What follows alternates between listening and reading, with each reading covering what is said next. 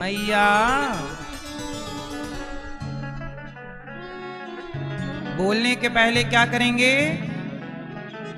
हाँ, बोलो यदि पहले तुम तौलो, फिर मुख को खोला करना। पुष्प नहीं बन सकते हैं तो कांटे बनकर मत रहना। यदि पुष्प नहीं बन सकते हम तो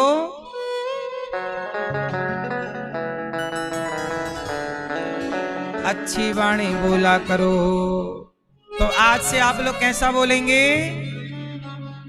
कौवे की तरह कांव कांव। कैसा? आप कैसा बोलती हैं?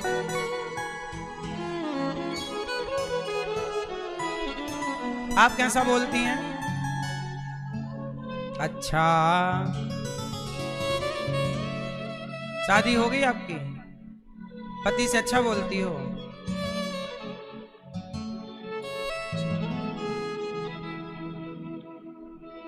मैया आप पति से कैसा बोलती हो? हैं? नहीं बोलती हो? जोर जोर से बोलती हो? हकलाती हो? हैं? मीठा नहीं बोलती हो? जलेबी खाया करो।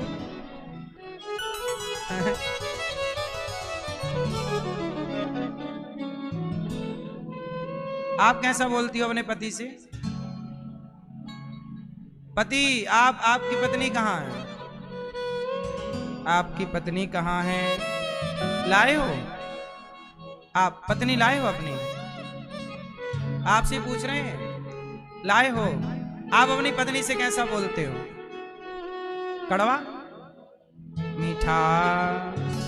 दादाजी आपकी पत्नी कहाँ है?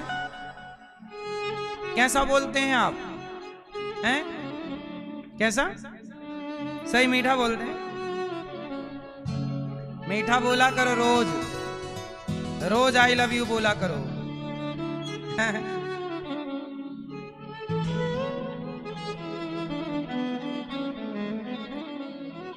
सुनो मैया, भैया, राज जी, ये पड़ोसन बुला रही, मैया बुला रही, आपको बुला रही है। आपको हाँ हाँ सुन रहे, हमने बोला दिया। हाँ, बोलो।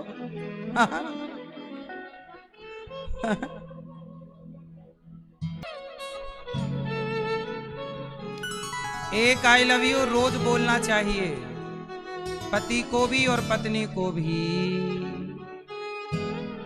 दादाजी आप बोलते हैं? सही बताओ, अब बोलना। क्या बोलेंगे? I love you. अब बोलना। और क्या? हंसते हंसते कट जाए रस्ते, जिंदगी यूं ही चलती रहे। जिंदगी में जैसे खुशियां आए वैसा काम करना चाहिए। और हम कहते हैं उम्र कितनी भी हो पर प्रेम कम नहीं होना चाहिए।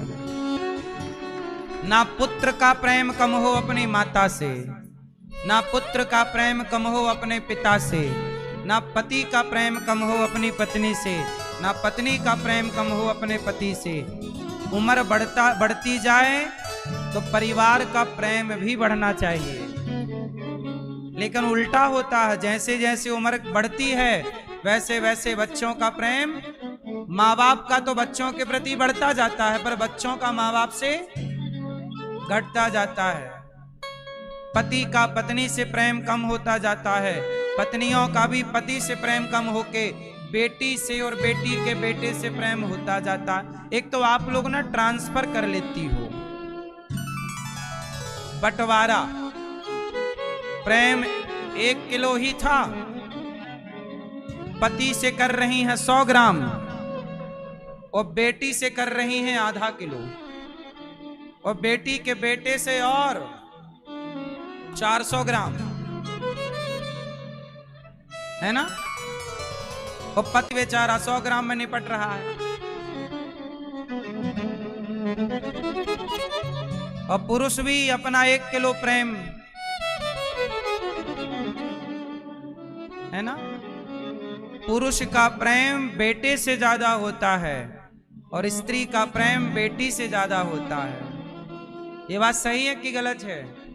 पुरुष का झुकाव हमेशा पुत्र की ओर होता है और स्त्री का झुकाव बेटी की ओर। दोनों ही जगत में उलझे रहते हैं। हम कहते हैं संसार से प्रेम 100-100 ग्राम करो चलेगा, बाकी अधिक मात्रा में प्रेम भगवान से करना चाहिए और अच्छे से रहो। पति पत्नी दोनों खुश रहने चाहिए। जगत साथ नहीं देगा आपका, पर पति पत्नी तुम ही हो जो एक दूसरे का साथ देते रहोगे आखिरी तक, क्योंकि तुम दोनों के साथ रहना है। बेटा एक टाइम बाद साथ ना रहेगा, काम धाम के सिलसिले में जाएगा, पर तुम दोनों साथ हो, इसलिए तुम दोनों एक दूसरे को रोज 2-2 आई लव यू बोला करो, है ना दादाजी? आप बोलेंगे आज से? पक्का बोल के दिखाओ।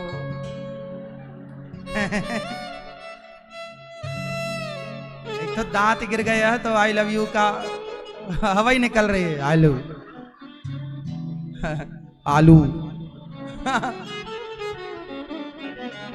आई लव यू ठीक से नहीं बोला जा रहा। आलू भी शॉर्ट फॉर्म है। आई लव यू का शॉर्ट फॉर्म क्या है? आलू।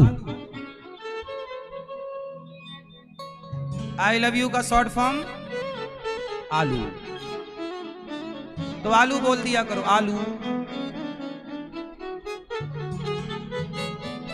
लो हमारी मैया एडवांस फोन लगा के आई लव यू चालू हो गया। लो आई लव यू।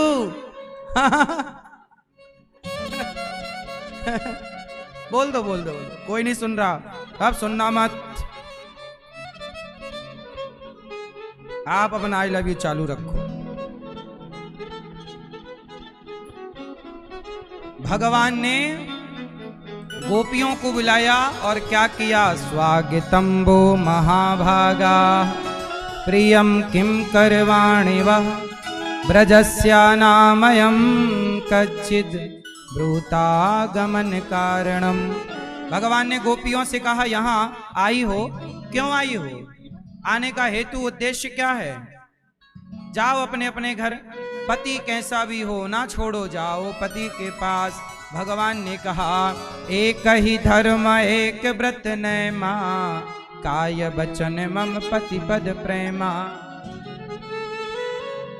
स्त्री के कितने व्रत बताए हैं? कितने? एक ही व्रत है, पातिव्रत। नारी कैसी हो? पतिव्रता। और नर कैसा हो? पुरुष कैसा हो? पत्नीव्रता। पुरुष कैसा हो? पुरुष भी पत्नीव्रता हो और नारी पतिव्रता। जैसे सीता जी पतिव्रता हैं और राम जी कैसे हैं? पत्नीव्रता। एक पत्नी के सिवा और किसी को ना देखे ये पत्नीव्रता, और एक पति के सिवा किसी की ओर ना देखे वो पतिव्रता। तो नारी कैसी होनी चाहिए? जोर से जोर से, पतिव्रता। और पुरुष पत्नीव्रता। तो आप दोनों का फर्ज है कि एक दूसरे का साथ निभाओ, रिश्तों में धोखा नहीं होना चाहिए। आज भगवान ने कहा देवियों अपने घर जाओ, गोपियों ने कहा प्रभु हमारे पति हमने छोड़ दिए, किसके लिए? आपके लिए। क्यों? आप ही हमारे पति हैं। अच्छा मैं ये बताओ भगवान आपके रिश्ते में क्या लगते हैं? मैया, भगवान आपके रिश्ते में क्या लगते हैं? लाल मैया। भगवान आपसे, आपका क्या संबंध है भगवान से? हैं? आप, भगवान आपके क्या लगते हैं? ये मैया और बगल वाली मैया, पीली मैया, ओ 3 पीली मैया। भगवान आपके क्या लगते हैं रिश्ते में? मैया, ओ लाल मैया, भगवान आपके क्या लगते हैं रिश्ते में? भगवान सबके कौन हैं? सबके तुम हो एक अगोचर, सबके प्राणपति स्वामी, सबके प्राणपति। किस विधि मिलहूं दयामय, तुमको मैं कुमति।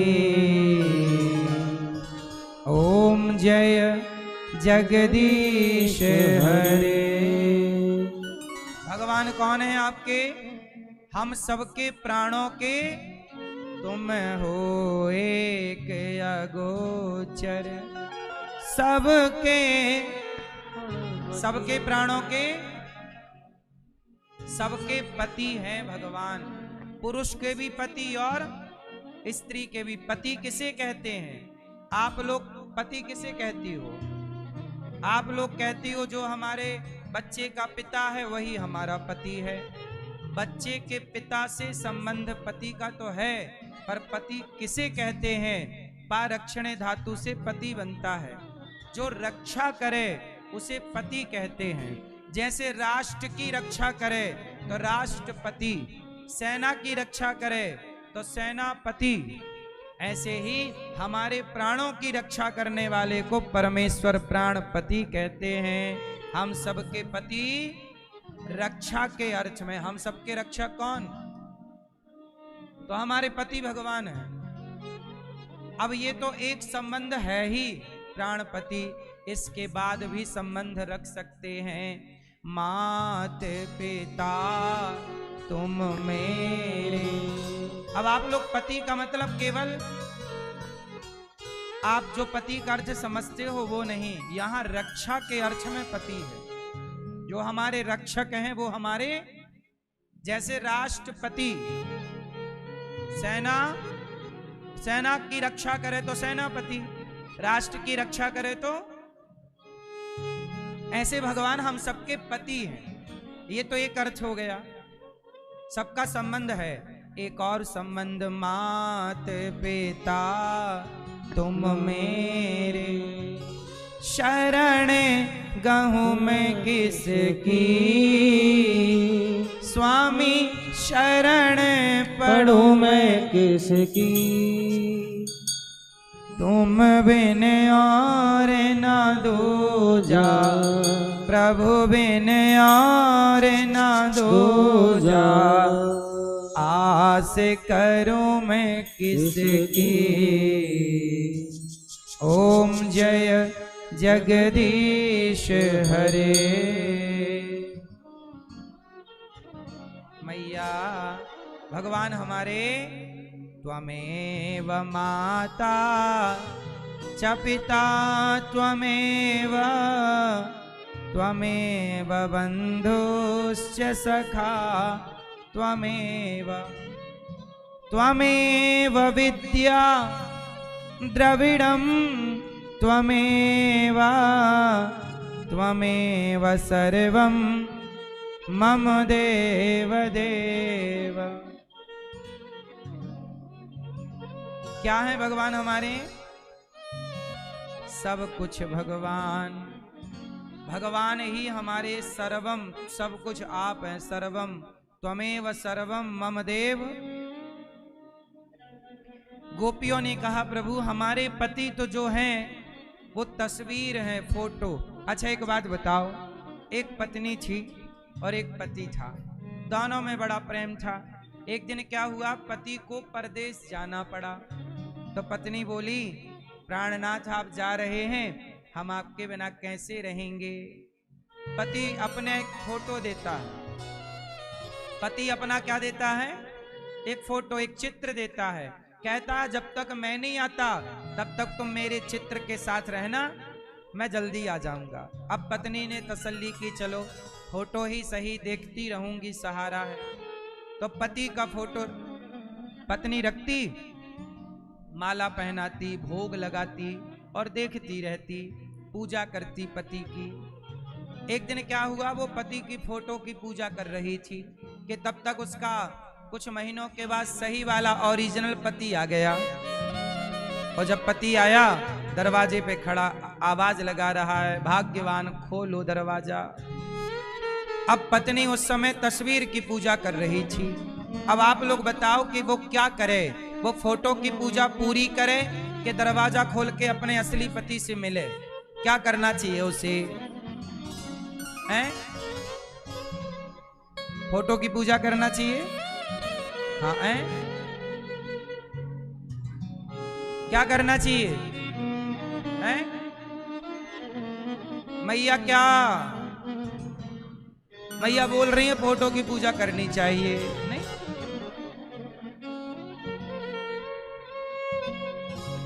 ये प्रश्न गोपियों ने भगवान से पूछा कि प्रभु आप बताओ वो क्या करे। तब भगवान ने कहा, जब साक्षात द्वार पे खड़ा है तो फोटो को छोड़ के साक्षात से मिलना चाहिए। गोपियां बोली, प्रभु ये जगत के पति तो हमारे फोटो की तरह है, साक्षात पति तो आप हैं। हम फोटो छोड़ के आपके पास आई हैं, अब भला आपको छोड़कर कहां जाएं? आप कह रहे हो जाओ, कहां जाएं? अब हम कहीं नहीं जाएंगी। तब गोपियों को भगवान ने स्वीकार किया और भगवान गोपियों के संग रास रचाने लग गए। क्या रचा रहे हैं भगवान? रास रचा रहे हैं। जब गोपियों के संग रास रचाने लगे तो गोपियों को अभिमान आ गया, वाह हम कितनी सुंदर हैं, भगवान हमारे संग नाच रहे हैं। भगवान गोपियों के संग क्या रचा रहे हैं? रास। ये रास क्या है? ये रास का मतलब है कि भगवान अपने भक्त से मिल रहे हैं। मिल रहे हैं जैसे माँ अपने बेटे से मिलती है, तो माँ अपने बेटे को गले लगाकर, गालों को चूम करके, माथे को चूम कर माँ बेटे को लाड़ लड़ाती है। बेटा भले जवान हो जाए, बेटा भले 40 साल का हो जाए, पर माँ तो बेटे को गले लगाती है, गालों को चूमती है। ऐसे ही भगवान जब अपने भक्तों से मिलते हैं तो भक्त और भगवान के मिलन को रास कहते हैं। यही है रास, जहां भगवान गोपियों के मध्य रास रचाकर, तब अच्छा रास तो रचाए पर गोपियों को अभिमान आ गया, हम कितनी सुंदर हैं, देखो भगवान हमारे आगे पीछे डोल रहे हैं। समस्या जानते हो क्या है? जब तक आपको वस्तु नहीं मिलती तब तक आप उसकी कदर करते हैं, और जब मिल जाती है तो उसकी कदर, भगवान भी नहीं मिले तब तक कदर है। भगवान मिल जाएं तो गोपियों को अभिमान आ गया कि देखो जी हम सुंदर हैं, इसलिए भगवान हमारे पीछे डोल रहे हैं। अरे सुंदरता के पीछे थोड़ी भगवान भागते हैं। भगवान तो बड़ी सुंदर सुंदर अप्सराएं चुटकी बजाएं तो प्रकट हो जाती,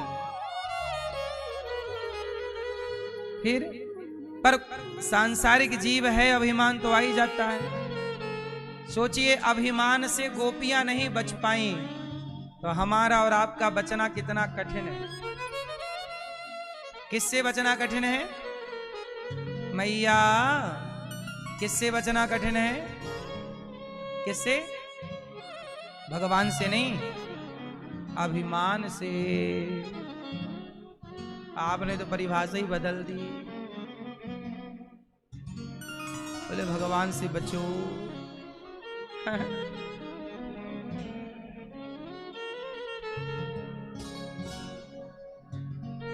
किससे बचना कठिन है? किससे? अभिमान, घमंड, ईगो, दर्प। अभिमान से बचो। अब गोपियों को आया अभिमान कि हम बड़ी सुंदर हैं, तो भगवान बोले अभिमान आ गया तो भगवान हो गए अंतर्धान, चले गए, गायब। और जब भगवान गए तब गोपियों को याद आया भगवान कहाँ हैं? यहाँ वहां देखा है नहीं। अब समझ गई कि हमने अभिमान किया, लगता भगवान हमें छोड़कर चले गए, नाराज हो गए। अब गोपियां रोने लग गई, हे श्याम सुंदर गलती हो गई, बड़ी गलती, बड़ा अपराध हो गया, हमें ना छोड़ के जाओ प्रभु, हमारा आपके सिवा कौन है। आप हमें स्वीकार नहीं करेंगे, कौन स्वीकार करेगा। जब गोपियों ने रो करके पुकारा, यही तो गलती है। आप पर भगवान तनिक कृपा करना स्टार्ट करते हैं कि आप घमंड में डूब जाते हैं, तो भगवान को फिर कृपा का हाथ खींचना पड़ता है। अच्छा मैया एक बात बताओ, सच बताना,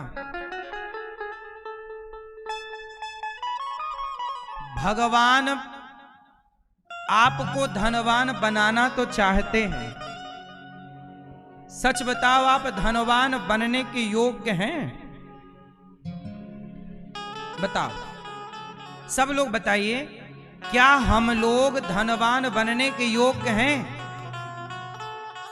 अरे भाई, धनवान भगवान तो चाहते हैं कि मैं आपको धन दूं, लक्ष्मी पति हैं वो तो चाहते हैं कि आपको धन दें, पर आप ही हैं। अच्छा ये बताओ, आपको माना कि 1 करोड़ रुपया मिल जाए, सब लोग बताना, माना कि आपको 1 करोड़ रुपया मिल जाए तो आप क्या करोगे? मान लो थोड़ी देर के लिए कि आपको 1 करोड़ रुपया मिल गए तो आप क्या करोगे? भैया आप क्या करोगे 1 करोड़ रुपया मिल जाए तो? आप क्या करोगे भैया? हैं?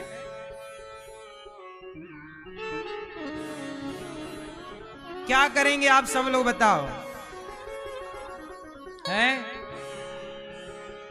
आपको 1 करोड़ रुपया मिलेगा तो आप अपने पड़ोसियों से राम राम करना बंद कर देंगे।